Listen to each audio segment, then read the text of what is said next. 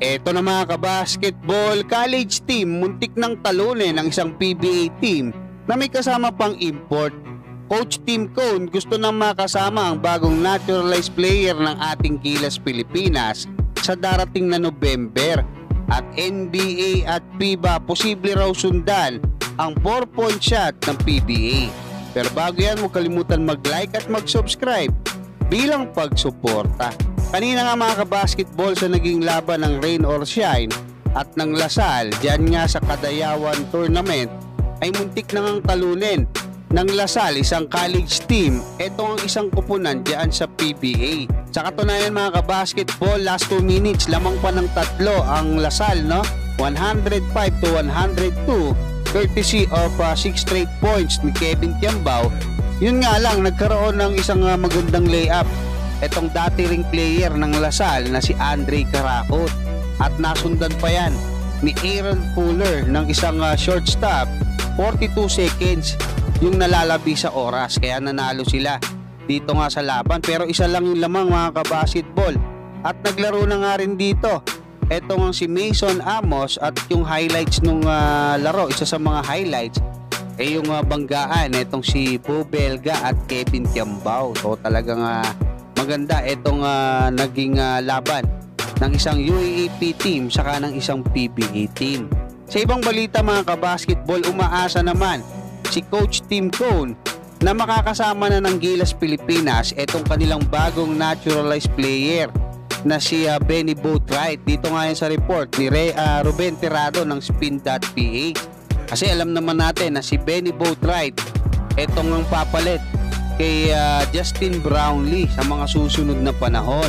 At alam naman natin na itong si Benny Boatwright ay diyan naglaro ngayon nung nakaraan, no, sa CBA, dahil hindi nga siya pwede diyan nga sa All Filipino Conference. Tapos ngayon hindi pa rin siya pwede, no, dito nga sa Governors Cup kasi 6'6 lang yung height limit nila mga kabasketball. So talagang hindi pa tiyak ni Coach Tim Cone kung makakasama eto nga si Benny Boatwright dito nga sa kanilang gagawin na preparation. Pero sabi ni Coach Tim Cone, sana raw ay maging available etong si Benny Boatwright, kasi para makapag-explore sila at syempre matutunan na netong si Benny Boatwright yung sistema ni Coach Tim Cone, kasi siya nga yung magiging future naturalized player ng ating Gilas Pilipinas.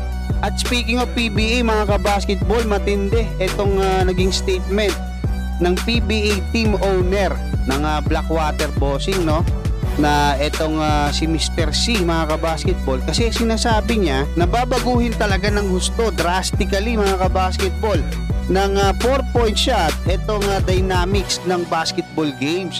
At sinasabi niya pa mga kabasketball na hindi siya magtataka kung eventually ay gagayahin ito ng NBA at maging ng FIBA. Susunod sila dito nga sa 4-point shot na ipapatupad ng PBA. Pero ang tabayan na natin mga kabasketball, kasi iba-iba yung mga komento ng mga coaches dito, no? May mga coaches na willing mag-try, wala naman silang magagawa dyan, eh, di ba? Kasi napag-desisyon na ng mga bossing nila yan, eh.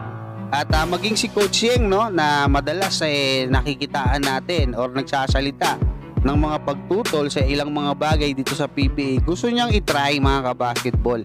Pero sabi niya, nagbigay siya ng warning, kasi ang dalawa raw magiging epekto niyan, pwedeng maging genius itong PBA. Yun nga, gaya ng sinasabi ng Mr. C na susunod yung NBA or FIBA, pero pwede raw silang magmukhang tanga pagka hindi naging successful yung 4-point shot na yan. Ayon naman kay Coach Tim Cone, diyan nga sa report ng Pinoy Step, sinabi niya yung kanyang honest opinion. Sabi niya maganda yan yung 4-point shot sa All-Star Game kasi katuwaan yan, eh. Pero sa seryosong basketball, ayaw niya. Hindi siya sang-ayon dahil ilalayo daw tayo nito sa FIBA rules, no? Alam naman natin, at mahihirapang mag-adjust ang ating Gilas Pilipinas. Hanggang dyan mga kabasketball, maraming salamat at God bless sa inyong lahat.